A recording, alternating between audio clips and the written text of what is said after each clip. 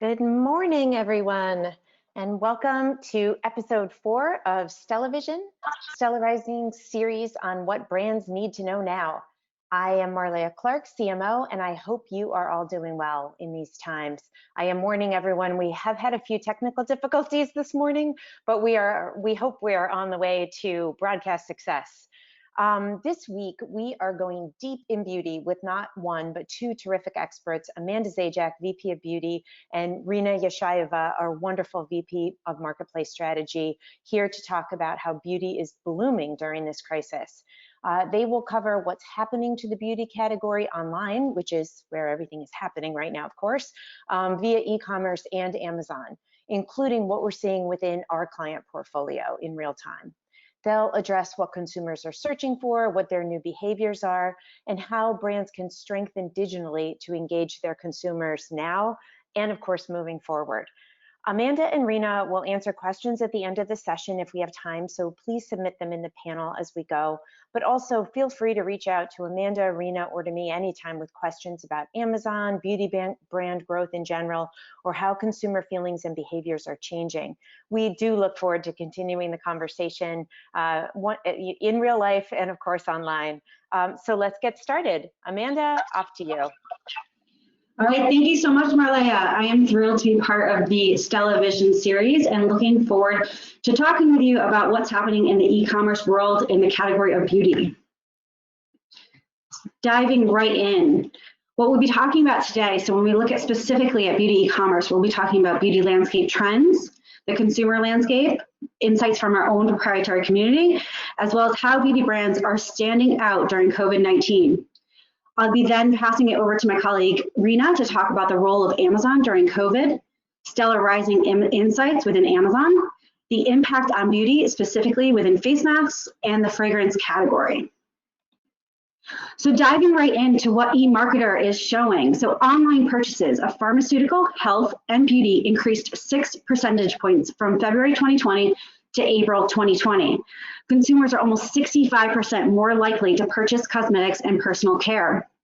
So what we saw as the onset of COVID is, a race to get those essential items. But what we're experiencing is a bit of plateau. Directly from WWD, they noted that while essential purchases like cleaning and healthcare supplies continue to dominate consumer spending, online beauty sales are starting to trend upward, especially within prestige. So the prestige category online sales, normally 20% of the US business, went up to 47% the week of March 28th, capturing 90% of total beauty spend, according to the NPD group. So predictions place April growth at almost 14% over March. The real shift came the week of March 28th, when prestige beauty online sales increased to 47%. So using the tool Spate, we're able to find out what's happening within search in Google. So what we're seeing here is skincare is thriving. That self-care skincare is really rising to the top. So searches in skincare, hair, and makeup have risen dramatically since March. No surprise here, 76% increase in week-over-week searches in skincare. What we love to see is 74% increases in week-over-week searches in makeup. So color cosmetic category that was experiencing declines and plateaus pre-COVID is starting to really get that spark it needed. So the top keywords increasing in popularity are root touch-up, face bronzer, and face masks. On the flip side, we are seeing some keywords decline in popularity. No surprise, more specifically, is hairstyle, microblading, and facials. Sunscreen and tanning products are showing a significant decline in search popularity by almost 30,000 searches. However, moisturizer with SPF is on the rise, so it's really outlining the importance of multi-use products. We're finding that consumer worry is starting to stabilize. So at first, again, that focus was on essentials, but as time, they're turning to that self-care. For the first time since the onset of COVID-19, those extremely worried about risk held essentially flat at 30% after prior jumps. And a renewed interest in self-care is why clean beauty companies are thriving. Consumers are looking to relax at home, and skincare routines are something that they can control in a world that a lot of things they can't control. So what is our own community saying? Is again that theme of the community is craving color. So after surveying the women in our community, they expressed a desire to go back to color cosmetics. 28% of our community are now talking about makeup. A few quotes directly pulled. After all this social distancing is over and we're back to normalcy, I'm looking forward to wearing pretty clothes and using makeup again. I've been taking great care of my skin during this time. So that's a common theme. People are really paying attention to their skincare routines.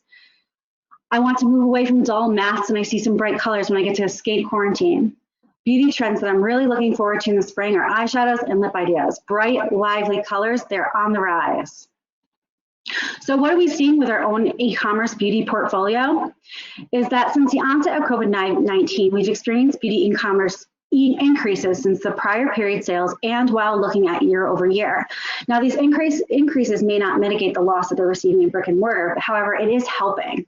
So self-care and wellness categories are maintaining and even growing e-commerce channels. Media efficiency has been an issue with rising CPCs across search channels due to heavy retailer competition. So what that means is a lot of retailers are now changing their focus, and their focus obviously being on digital and online, and are bidding against our brand terms, which are increasing our CPCs, making it a little less efficient to buy these terms. However, on the flip side, within the social categories, we are seeing a decline in CPCs. So it's good to balance those two efforts. And now more than ever is the time to maximize your digital spend. You need to mitigate the loss from brick and mortar and capture the increased online demand, with the understanding that it may cost a bit more, so you may lose a bit of efficiencies due to those rising CPCs. And how are beauty brands reacting? It's wonderful to see the beauty community really coming together. And we're finding that connecting now with consumers is more important than ever. So find that unique, authentic way to do so and to promote brand loyalty, trust, and ultimately over time, you'll see that revenue come in. So what's happening? So donating, a lot of our beauty brands are donating. You can look, I'm giving a shout out to our client, Pause While Aging on the right, who donated to Donate Beauty. It's a charity organization helping to provide beauty donations to healthcare workers. We're also seeing those donations to notable charities or supplying facilities to support the public amid a pandemic. We're also seeing an increase in online consultations and trainings through virtual consultations, skincare concierge programs, online beauty advisors, skincare classes and how-tos, and even the rise of makeup tutorials. All right, I am going to go ahead and pass it over to my colleague, Rina, to talk about what's going on in the world of Amazon. Awesome. Thank you so much, Amanda. Before I begin, I do want to acknowledge the fact that we are having some technical difficulties with the screen freezing in and out. So I do want to thank you guys for being patient with us. After this is over, we will be sending out a screen recording, so you guys will be able to see all the slides here without any issues. So thank you for being patient. So moving on to Amazon, shifting gears and talking a little bit about how beauty trends are focusing on Amazon right now and the shifts that we're seeing. So first we'll begin with Amazon's response to COVID-19. So if you guys joined me a few weeks back, we started talking about this timeline of how Amazon is affecting both its sellers and its vendors. So we know that there are two ways to sell on Amazon, and both of them are being affected very, very differently. So in March week 3 is when Amazon began prioritizing essential items to their warehouses. So this means your medical supplies, your household items, so those face masks, hand sanitizers, that are considered essential. So what this meant is when they began this prioritization, they don't have unlimited space in their warehouses, contrary to what we may think. So on the vendor side, the vendors are the ones that depend on Amazon for the POs. So they began to see reduced POs. March week 3 and March week 4, vendors saw significant reduced POs. On the seller side, these are the brands, so if they're FBA fulfilled by Amazon, they get to decide to ship their inventory over to Amazon's warehouses. However, Amazon began to prioritize. So if you are not in certain categories, they were not allowing shipments to come through.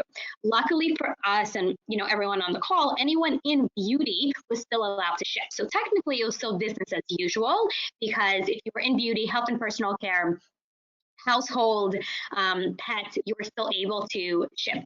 Fast forward 2 weeks, March week 5, Amazon began to broaden that prioritization. So we began to see our vendors start picking up orders little by little, and the POs began to increase. On the seller side, Amazon released a tool to check if your item is actually eligible for shipment.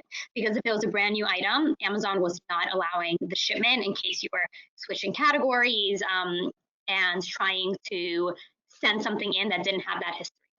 Fast forward to last week, Amazon continues to broaden its prioritization, more POs on the vendor side. However, on the seller side, so Amazon is increasing breadth of assortments. They're increasing shipment creations across multiple different ASINs. However, to make sure that capacity is still limited, they are limiting those quantities.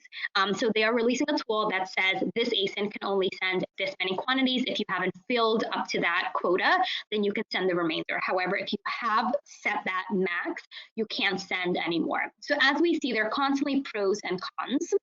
On the consumer side, how is this affecting you and me? So on the consumer side, there is a delayed fulfillment promise. So Amazon wants to make sure that whenever they put a shipping promise out there, they can actually meet it. Right now, everything's delayed 3 weeks out until May 15th, so May week 2. However, what we found is that Amazon is being conservative, right? So they're saying 3 weeks out. However, they can still get it to you in maybe 3 days, maybe a week.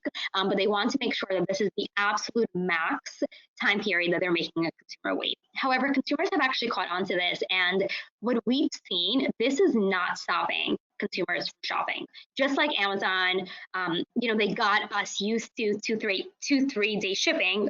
A decade ago, this wasn't an option, but just like we became conditioned to 2-3 day shipping, we are now becoming conditioned to 2-3 week shipping, knowing that it's temporary, but consumers are understanding that this is the new consumer behavior. So how this is affecting, overall Amazon and clients is we're essentially seeing one of two ways, right? So similar to what Amanda mentioned, we are capturing brick and mortar sales. So for those brands who have had store closures and spot closures, those are the brands who are seeing increases. Week over week, Amazon is capturing some of that demand. So that's the plus side. The con or the negative is, once again, that lack of inventory. So even if your demand is there, let's say that the consumers are shopping, they're looking for your product. Once again, you may not always have that inventory that is sufficient. So what we have on the left-hand side is all of our vendors and their POs over the past few weeks.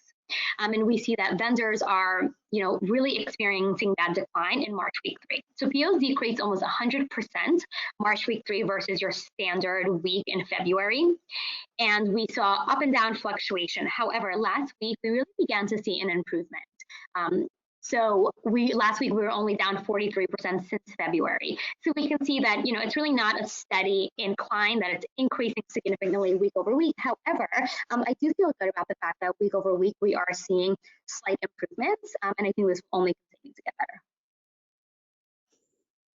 And the way this translates into sales. So here we have all of our Stella Rising clients across Amazon. So these are both your vendors and your sellers.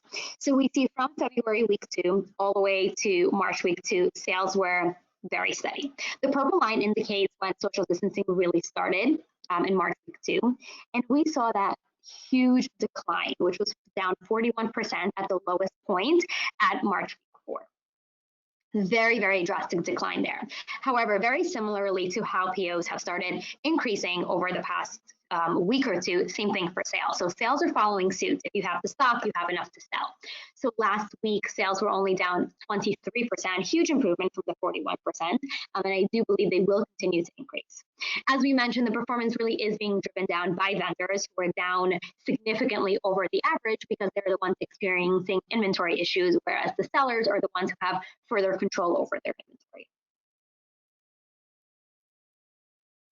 So a few weeks ago, we looked at the top search terms on Amazon. So March week 5, what is she actually buying? And the consumer behavior was really around the necessities. So hand sanitizer was at the point that hand sanitizer sold out. So aloe vera gel was top because DIY, they were doing it themselves. People were buying the basics, your toothpaste, your hand wash, body wash, shampoo. They were still stocking up, borderline panic buying. There was some toilet paper that, spiked up to the number 1 and 2 spots in March. However, this week, it's a completely different story. So now we have our essentials. Now we're no longer buying. Now we've been in the house. I think I'm going on 7 weeks now, and we know what we need. So now consumer behavior has really shifted. And it's really about taking care of yourself and bringing those services in-house. So we can no longer go to the hair salon or the nail salon. So people are doing it themselves, cutting their own hair. So just to give you guys, kind of an example, an idea of where the norm is, hair clippers was number 346 in overall beauty before COVID started. Last week, it was number 1. So this is how consumer behavior has really shifted towards the needs of fulfilling those services in-house now. And to take a closer look at what's trending, certainly nail care. So the entire nail care category has seen unprecedented growth. Out of the top 100, 20% is somehow related to nails, whether it is gel polish, dip powder, a manicure set, or color polish. Huge growth there. Similar to what we're seeing with holistic e-commerce, just like Amanda mentioned, hair dye, root touch-ups are certainly seeing growth because people are taking it upon themselves to dye their own hair. Waxing kit brought it into the top 100, up 133% last week. And bronzers, surprisingly, I do think it's surprising. However, so not as significant as it's growing on .com, because that was a huge growth that Amanda spoke about. However, bronzers on Amazon were up 22%. And I still think this is pretty significant compared to other color cosmetics like lipstick, which is still down. It's down 27%. So still seeing growth there. And we know that face masks, obviously the medical face masks, are what Amazon is deeming essential right now, but unironically, skincare masks are up as well. And I think it all goes back to that self-care aspect that we spoke about, because it does make us feel good. It is one of the very few things that we can control right now. So peel-off masks saw the sharpest growth, up 900% since March, followed by foot masks, since you have that time at home, facial masks, and mud masks. However, Amazon is being very careful. So since they are pulling down face masks, the medical kind, for price gouging, skincare masks are actually getting caught up in that. So we've seen some brands that have suffered from that, and Amazon is being very careful with advertising. So words like face mask, Amazon is monitoring very carefully to make sure that you're really talking about a skincare mask rather than a face mask, to make sure that they are not being opportunistic, price gouging, and ranking up their prices for when people actually need the true face masks. And finally, looking at a category that really saw a very different story than everything that we've mentioned. So fragrances, we know that we haven't left the house in the past several weeks. So fragrances has declined. So perfumes dropped 44%, men's cologne dropped 35%, and hit that lowest point really in April week 1. However, demand is slowly picking back up. So as we see the black and the purple, we are really seeing this U trend where demand was at its lowest point. However, it's now making its way back up. I don't think it's up to pre-COVID levels just yet. However, it is on its way up. On the other hand, at-home fragrances, that's really what's seeing the spike. So your room sprays, reed diffusers, and certainly candles. So people aren't only focusing on how they smell because they're not the ones leaving the house, but really how their home smells, because we are spending more time at home than ever before. Candles have increased 44% just in 1 month. So making that transition over from fragrances to at-home fragrances. So I'm going to leave it right here. Hope you guys took something away from the insights that we were able to share with you. Would love to turn it over to Q&A and see if we had any questions come through. Great. So I know that people were having some challenges hearing. I did want to say that we believe the video recording that is going out should be fine, because the presenters could all hear it and see it. So everyone can look forward to that. And so we did get one question before we close out, and the rest we'd be happy, as I said, to follow through in person. And please send questions anytime to any of us. But we did have one question that was about consumer behavior, and whether we think that as things begin to open, whether women will continue buying beauty primarily through e-com, or whether they might flood back to brick and mortar stores like Ulta and Sephora. What do you guys think?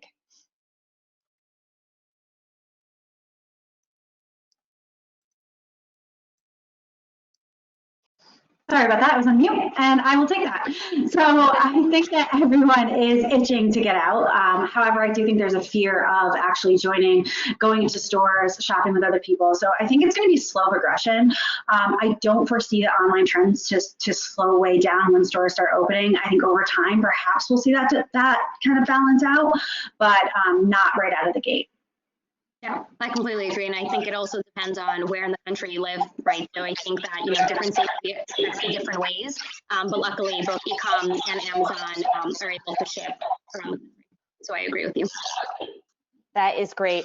Thanks to both of you, and really thanks to all of you for joining us. Again, we are very confident that the video we send out and slides will be clear and easy to follow. So we appreciate you sticking with us. Again, please reach out to Amanda, Rina, or me, and stay tuned for next week's episode of StellaVision, where our SEO director, John Morabito, will discuss Edge SEO, which is highly effective strategy that can be implemented without dev resources. Organic search driven by strong SEO is a high ROI channel for beauty brands, so I really hope you'll join us. Thanks so much. Have a great weekend. Bye.